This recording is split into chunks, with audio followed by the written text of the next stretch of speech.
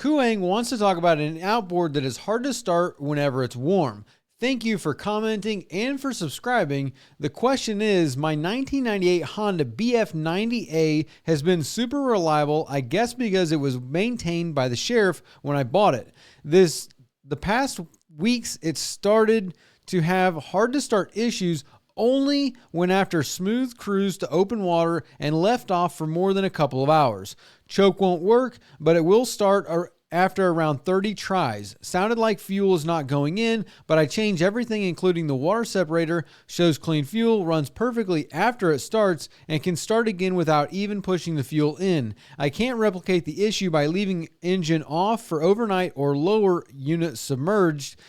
Both fire right off, not a problem, but it happened twice already in the open water, left me feel a little uncomfortable. Lower unit gear lube shows signs of leaks by milky color though. I don't know if that will be then cause of it. I am completely lost. So a lot going on here. Lower unit thing completely separate. Like that has nothing to do with the hard to start whenever it's warm. Now, the discussion is going to go multiple different ways because it's going to vary depending on carbureted versus EFI. This engine is a 98 Honda BF90. I'm pretty sure there's 4 carburetors on this engine. So we're talking about carburetors to start. Usually this is going to be a fuel issue. Generally, it's a fuel issue, which is going to be a heat related issue where you are having a vapor lock condition. So changing the fuel lines, all that stuff, that can happen. If you use a quality fuel line, you shouldn't have to change it every couple of years. I know people still buy that gray blue fuel line that has a separate liner. I would not buy that stuff because it can deteriorate and can cause you all kinds of problems. But if you use a quality fuel line, you shouldn't have to change it all the time. People are, acting like this is a maintenance thing. It's not. It's fuel line. You should have a good fuel line that lasts years and years and years. But outside of that, he said he's changed the water separator, no water, all that stuff. So all that's good. First problem could be an anti-siphon valve, but I highly doubt it. That is, one thing that if you've got fuel, it heats up. Whenever fuel heats up, it creates vapor. Vapor can create pressure, which can give you all kinds of problems. It can flood things, which is most likely the problem here with the carburetor, is that the fuel is heating up, which is creating pressure, and it's pushing fuel in, and it's flooding the engine, which makes it difficult to start. And even if you try and prime it or choke it, it's not going to start. The anti-siphon valve plays a part in this, where the vapor can mess with the anti-siphon valve, but not generally related to what you're talking about here. The most likely is that it's flooding. So somehow maybe the engine's running too hot.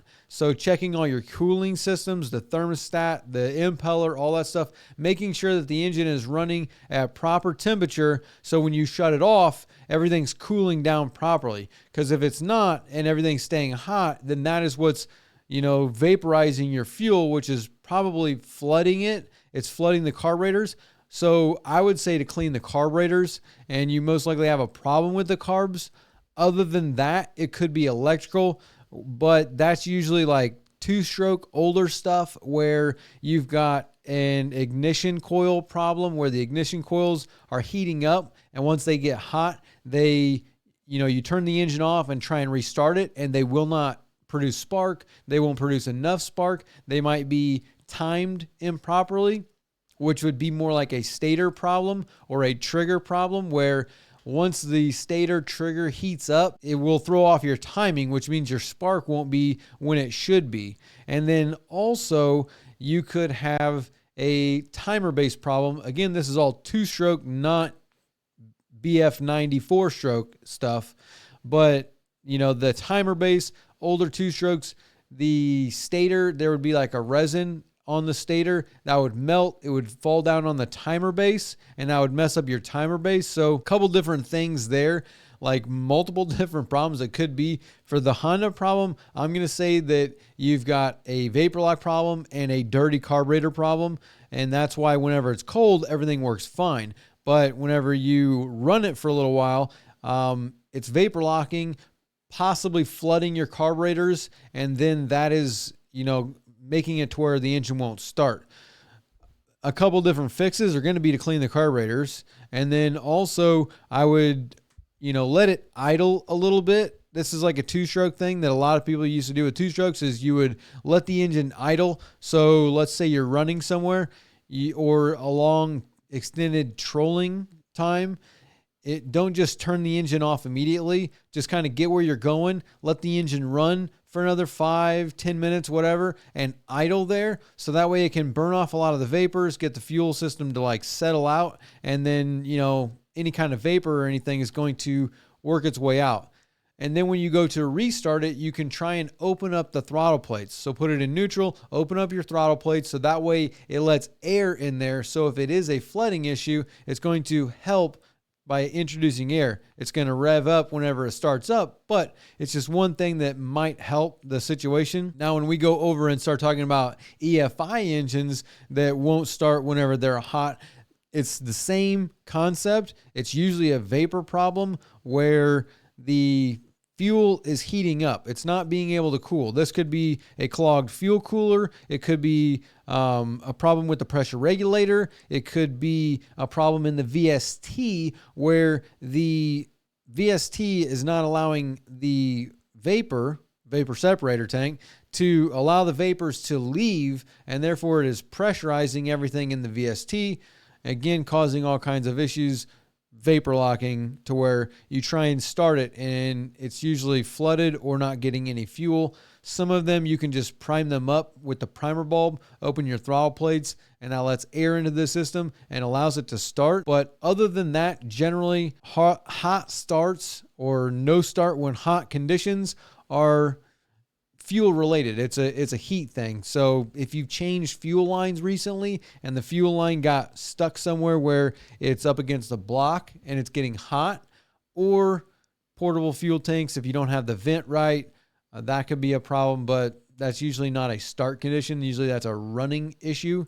But I'm going to say clean the carburetors on the Honda, try and let it idle a little bit before you turn the engine off, and then make sure your cooling system is operating properly. DOP wants to know, did you come across or work on diesel outboards, Ox or Cox or Yanmar, or who knows what brands?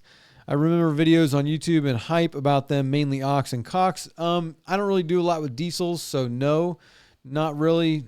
Had a lot of experience with them, heard great things about them. I mean, you're getting that power of a diesel, only built in an outboard package, which makes them a lot nicer because you can get all of the running gear. You can get everything out of the water because it's an outboard. You can tilt everything up. So that is, a big benefit, but you're also getting that power that you get with a diesel. You can move weight. Diesels are good at moving a lot of weight. They're not really built for speed. You're not going to get top end speed like you can with gasoline because you can get those RPM up. Whereas diesel kind of runs lower RPM, but it's meant for slinging bigger props, moving heavier boats, moving more weight. So, I mean, I don't have a lot of experience with them, no, but everything I've heard nothing but good things about them. I'm glad that it's finally here, where there was such a long time where you didn't have that option of a diesel outboard, but now you do. So I think it's a good thing, and I don't think that there's very many problems with them from what I've heard, especially from Ox or Cox. Yanmar does, I want to say Yanmar does have an outboard diesel, but I don't really know a whole lot about all that stuff. MP 95 Wellcraft 264 Coastal, just acquired one and wondering if it is worth repowering. I mean, repowering is going to be totally based on you and whether or not you like the boat. So if you like the boat, then 100% repower it. A 95, so now you are talking about, almost a 30-year-old boat. So on a Wellcraft, you're going to want to look at that transom. What's that transom look like? And then also the fuel tank. What does your fuel tank look like? 264 Wellcraft. I don't know what the stringers, if those are wood cord stringers. I'm pretty sure that's a wood cord transom though. So definitely checking out those two things, because if you're going to put money into an engine and spin on a 264, you might have twins on that, but it might have a single. So, you're going to be spending 30 to 50, 60 grand on a repower. So if you like the boat, it's totally worth it. But if you're going to spend that amount of money, make sure the fuel tank and the transom are good to go, because you don't want to spend $40,000, $50,000, $60,000 putting brand new engine or engines on the boat, just to come to find that you got to spend another 10 grand on the transom or the fuel tank. So definitely checking that kind of stuff out. That goes for any boat too, not necessarily just the Wellcraft, because I like a Wellcraft. I had the 20 Fisherman, and that was a 92, and that boat was phenomenal. I mean, it rode really, really nice, and it had a dry ride. So, I think the Wellcraft brand is a good brand. They make a good boat, and they ride nice. As far as the boat goes, good to go. But any 30-year-old boat, you're going to want to be careful, again, of the transom and the fuel tank, because those two things will hit you on later on, and they ain't a cheap fix. It's a $5,000, $10,000, $15,000 fix, depending on how bad it is, what kind of boat it is, who does it, what all needs to be done when you do it. So it can get expensive quick, and I think number one thing to look at are those things. Mr. Lit, Century builds a stout boat. I have a 2022, and it is an absolute tank. Huge fiberglass gussets from the stringers to the transom. Yeah, Century, ever since Century got bought in early 2000s, the new Centuries, I don't have anything bad to say about them. The old ones, there was some problems there. Not a huge fan of the old ones, the 90s models. But after, I'm not sure exactly what year Century was bought out, or, I don't think they bought out. I think they went bankrupt, or they closed shop, and then the new Century bought the molds, and now the molds are what they use, but it's a completely different boat. I mean, they build it completely differently than they used to. So not 100% on the whole, separation there between, the old brand and the new brand. But from what I've seen, the new Centuries, yeah, they do look like a decent boat. I've got no complaints. I have not heard anything terrible about them. Anthony says, thanks, Aaron. Thank you, Anthony. How can I mount a Ttop to a boat, especially installed to a Carolina skiff? The floors aren't as strong as a normal boat. Any informative tips? I don't know a whole bunch about Carolina skiffs, and depending on the model that you have, a lot of those are flat bottom. So the build system in between the deck and the hull, the distance there, it's going to depend on the model and how you go. Obviously, you want to try and mount your Ttop to your stringers. That's going to be the best way. But some models, you might not have that option, and going just straight into the deck is kind of what it is. So depending on how the console is secured, I would be looking at the console and see what the console looks like. How is that secured to the deck? And then looking in the bilge. If you look in the bilge, can you see the stringers on the side of the boat? Because if you can see the stringers, you can measure from the bilge over and get a distance there. And then that way, mark in the middle of the boat, measure over. You can go up to the console and mark over, and you can hit your stringers, so that way you can screw directly into your stringers, and that's going to give you the most, stability when it comes to securing the Ttop. But depending on how stout the console is being bolted to the deck and how that is attached, you could also have success. I don't know if you're buying a Ttop, if you're having one made. You might even consider that, where 4 legs going to the deck, and then also maybe, some type of other braces that come off the tubes that go and attach to the console. So that way you've also got, that attachment point too. You're going to want it to go to the console anyway, because you're going to want to run stuff up to the top. I mean, by and large, you're going to need to have power to the top, so that way you can put an anchor light up there, VHF antenna, radio antenna possibly, GPS puck possibly. you know, are you going to put an electronics box up there? So I'd be thinking about that kind of stuff as well. Securing it, number 14, the bigger screw, the better. And, they're going to be 4 screws on each post. So there's not a lot to securing it. It's, you put 4,200 down and you screw the thing down to the deck. If you can get it made to where it touches the stringers and gets on the stringers, even better. The Carolina skiff thing, I'm not 100% sure which model and how that is exactly all, how the boat is built and everything's put together down under there.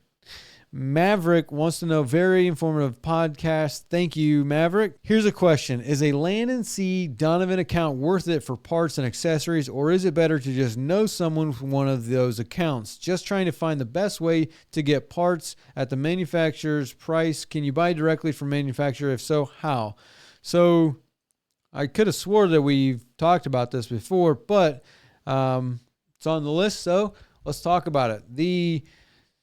No, you can't buy from the dealer. So you can't buy from Mercury, Yamaha, Suzuki, Tohatsu, none of those companies. They all have a dealer network, and the dealer network is how they distribute their parts. So you have to be part of a dealership to get parts, other than going through partsview.com or something like that, where it's a third party that has a dealership status that then, is a third party distribution for the OEM parts.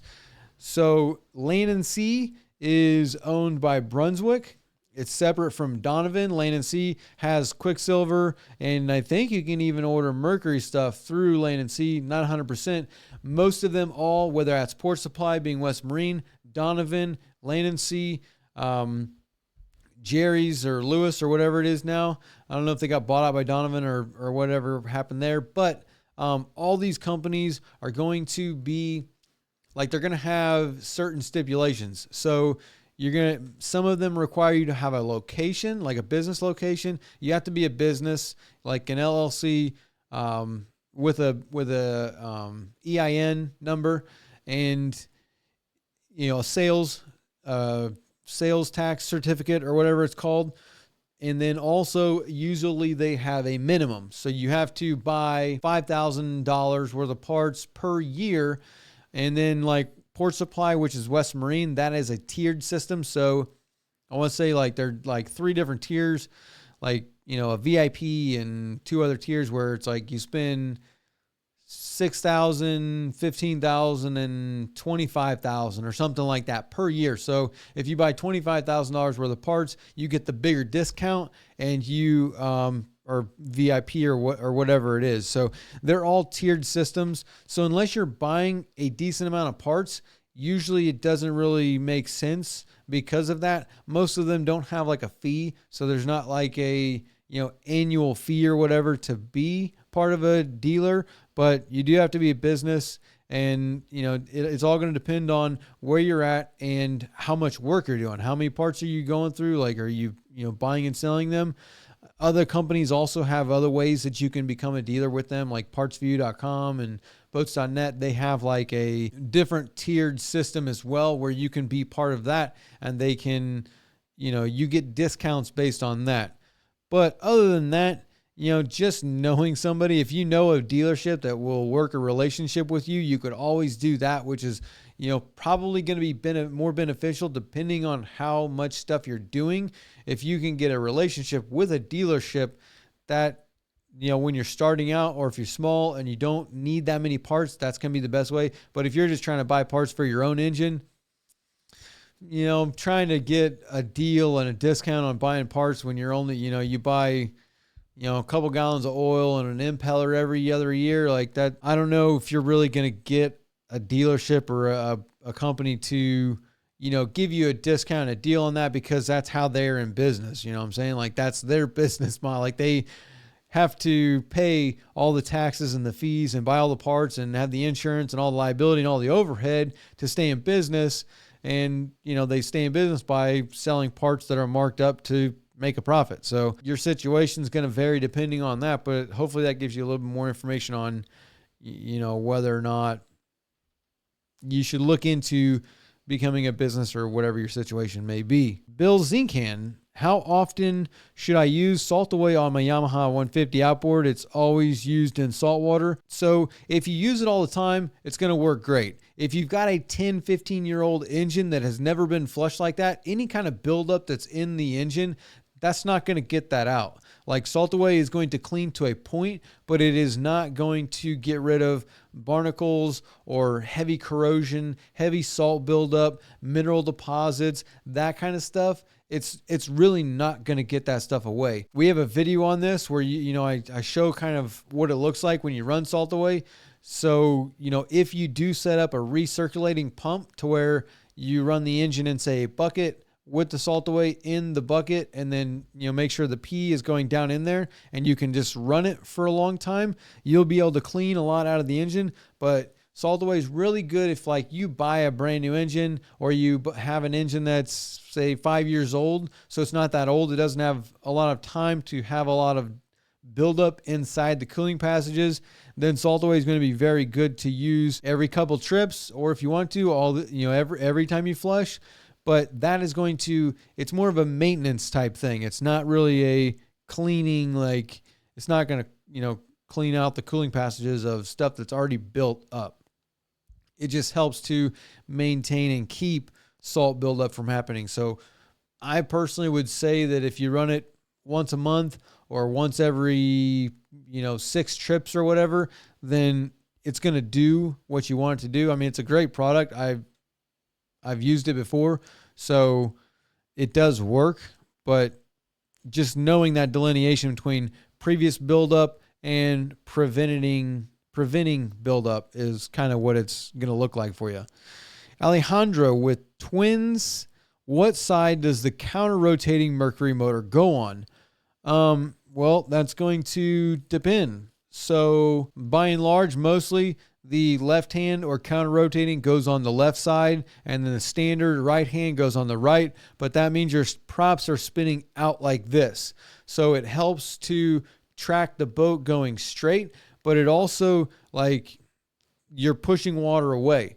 So if you swap them, which a lot of companies do, I want to say that whenever you swap them, it gives you stern lift, because now the props are spinning in, and when they spin in, it like lifts the transom. So you're going to get stern lift when you swap them. So whether, there's not really a right or wrong way to do it. It all depends on how you want your boat to do. If your boat is very bow heavy and it plows through the water more, like it's older, you got a lot of weight in the front, stuff like that, you don't want them swapped over to give you stern lift. You want them to be facing out. So by and large, 95% of every boat that's a twin engine, the counter goes on the left and the standard goes on the right hand, left hand. But swapping them is not a bad thing. It's just for a different application. Kane Jarvis, we put the 300 horsepower with the DES on 26-foot ribs. DES is Yamaha's digital electronic steering, and put it on a rib boat, and you can turn the boat 90 degrees at 35 knots with one finger. Pretty impressive system. So yeah, a lot of the steering systems, the digital electric steering systems, are super impressive. Some are better than others. I would say that Mercury and Yamaha have the best, but that's because they're proprietary. It's not a third-party thing. They're specifically designed for their engines. And yeah, like it's on a dime. Like when you one finger move that thing, there's no resistance, because your helm is electronic and the actuator on the back is electric. So, as soon as you turn, like it's going to turn. And so, yeah, it's pretty amazing system. I can see where it could be, a problem. There's been quite a few issues with other steering systems, and being electric, you have problems. If you lose power, you have bad connections, you have fuse problems where it'll mess up your steering, and you lose steering, that's a big deal. So whereas with hydraulic, you can still manually move stuff, whereas electric, if something happens, man, like that's it, your steering's gone. But it is a super impressive system. And to be honest, I don't think there's that many problems. Evinrude with the G2s, they had a lot of problems with their electric, that whole steering system, but that's a whole nother topic. As far as the DES is concerned and Yamaha's, it's outstanding. I don't think they've had that many problems. I mean, you haven't heard too much about any of the XTOs having any kind of steering problems or anything like that. So I think the issues are very, very minimal when it comes to the new steering systems. Charles Driggers says, unless their prices become competitive and they gain a way better dealer network, Honda, as for their marine division, will always be last. They also need to lose the reputation of being slow. You're right, Charles. I think Honda does have the reputation of being slower and heavier. I don't know, if it's that true anymore. I mean, granted, so the new BF350, that thing's almost 800 pounds. It's like 700 some pounds. Whereas Mercury's V8 350, Mercury's V10 350 is also 795 pounds or whatever, 700 some pounds. So like the weight comparison there is pretty close. Outside of Yamaha's 4.3 F350, which comes in at like, I want to say just under 700 pounds. That it is 629 pounds. So, I mean, that one is astronomically lighter than the Honda and the Mercury. But again, that's a V6, not a V8 or a V10. So, that there is that discussion there. So Honda might not be as heavy as you think. I mean, it is a little bit heavier, but, for power to weight ratio, it's maybe a little bit heavier. Now, as far as being slow and that reputation, I mean, yeah, you're right. They do have that reputation, but I don't really know if they're that slow. I mean, it's not really any slower than any of the other brands. Well, I mean, Mercury's obviously faster than everybody because that's what they want to be. But the dealer network, I think, is the bigger problem. The lack of a dealer network, and they've had corrosion issues in saltwater before where they were seen to not hold up because of the dissimilar metals and the things that they use to make the engines. But as far as reliability goes, the engine is a super reliable engine, but the dealer network is the problem. That's the same thing with what's going on with Evinrude and all these people that bought these G2s and have all these engines for Evinrude.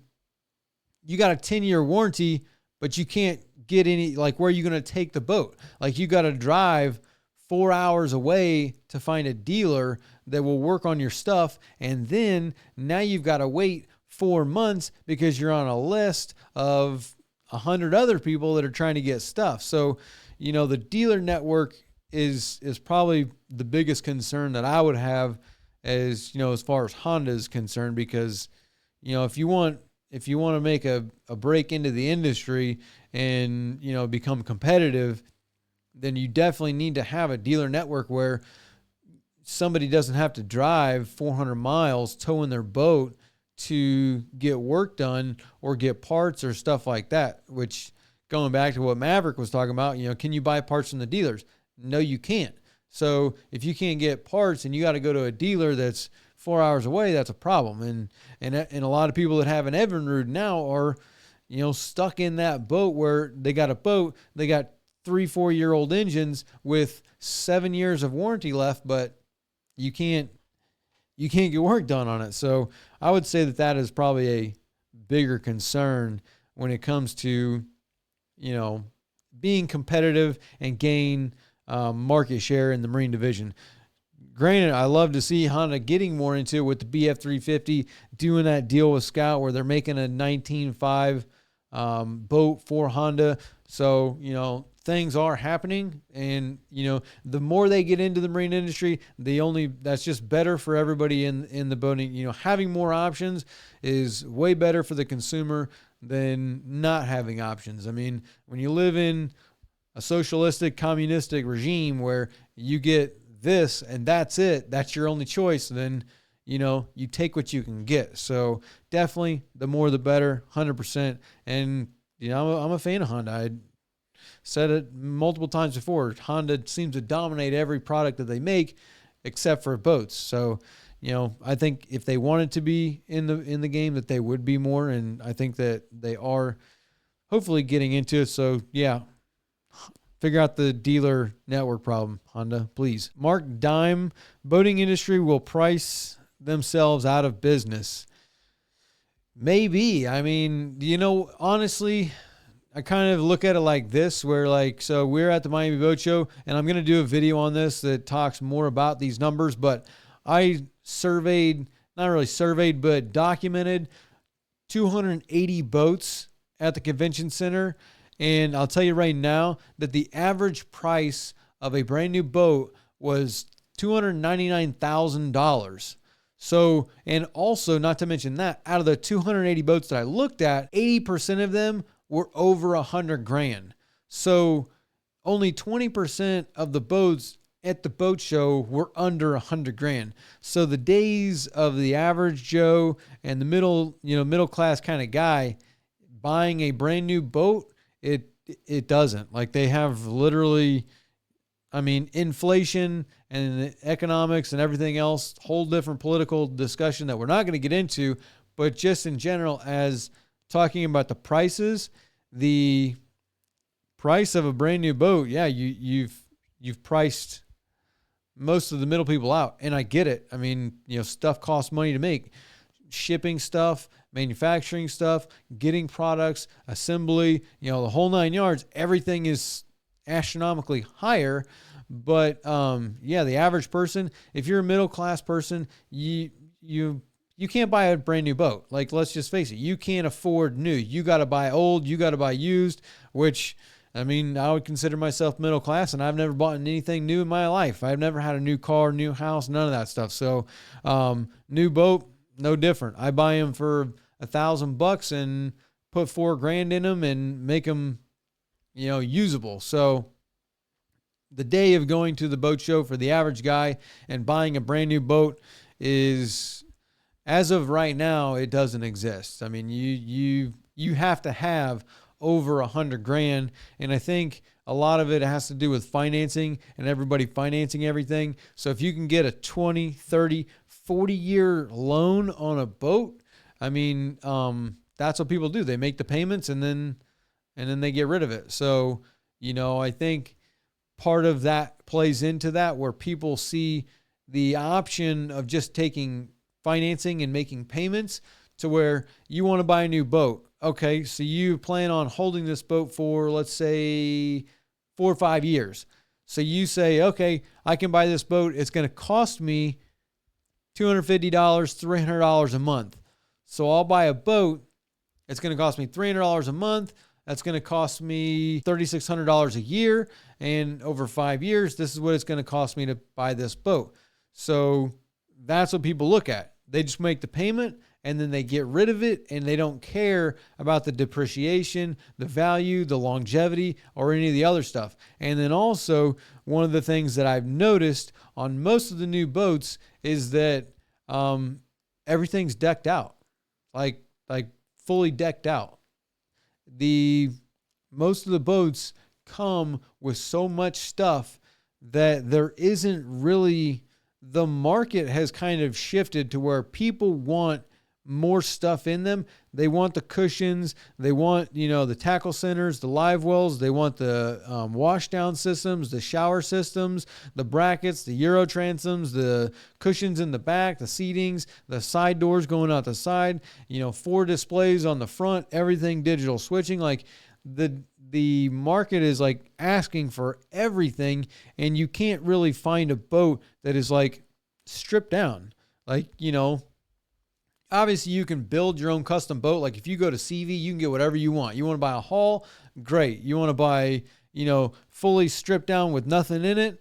You can do that. So there are brands that will work with you like that. But, those brands like CV, they're not selling anybody anything. Like, they don't sell their product. Like, they just supply. It's a distribution center. Like, they are a dispensary. It's kind of like, drugs. Like people buy that kind of stuff because they're addicted and they want it. So CV isn't out trying to sell boats because people want them. The product is so good that people, they want it. So like, they're just there to give people what they want, and they are a dispensary of the boat. So, kind of a little tangent there, but, yeah, I think that they are kind of pricing, being able to buy a new boat. You can't really do that anymore. It's astronomically high, and, the boats are coming with so much stuff that the average guy that just wants to go out and get yellowtail, you just go out, bottom fish for a little bit, get some mahi, come back in, and that's it. You don't want the radar and the 5K transducers and the autopilot and, lights every inch of the boat, the underwater lights, the joystick piloting, the, the spotlights, the floodlight, like all this stuff, the sound system. Like, there's a lot of people that don't want all that stuff. All they want to do, they're happy with 2 speakers and a head unit and, a decent GPS. That's it. Like, they'll put a cooler in the back, they'll have a little tackle center, and that's it. You're kind of set up. You get out, you go out, you catch yellowtail, you come back. And those boats, there's not many companies making boats like that anymore. I mean, seeing that the average boat was over $100,000, most of them, it's that 25 to 30 foot range, or even up into the 35. I want to say like 40% of the boats were over 30 feet. So having a market where the consumers are buying 35 foot boats, like, it is, there's no money in building a 20 foot boat because no one buys it. And so, it's a hard topic, but, you let us know what you think in the comment section below.